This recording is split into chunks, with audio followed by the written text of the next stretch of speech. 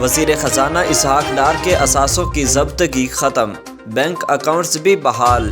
احتساب عدالت نے وفاقی وزیر خزانہ اسحاق ڈار کے تمام بینک اکاؤنٹس اور اثاثے بحال کر دیے۔ احتساب عدالت کے جج محمد بشیر نے تحریری حکم نامہ جاری کرتے ہوئے وزیر خزانہ کے اثاثوں کی ضبطگی ختم کر دی اور بینک اکاؤنٹس بھی بحال کر دیے ہیں۔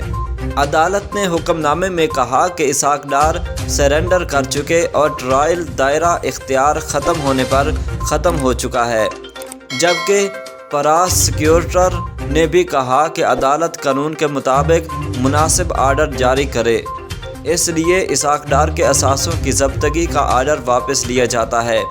واضح رہے کہ احتساب عدالت نے 11 دسمبر 2017 کو اثاثہ جات ریفرنس میں اسحاق ڈار کے اثاثوں کی ضبطگی کا حکم دیا تھا۔ اسحاق ڈار کے اشتہاری ہونے پر بینک اکاؤنٹس اور لاہور کا گھر بحق سرکار ضبط کرنے کے احکامات جاری کیے گئے تھے۔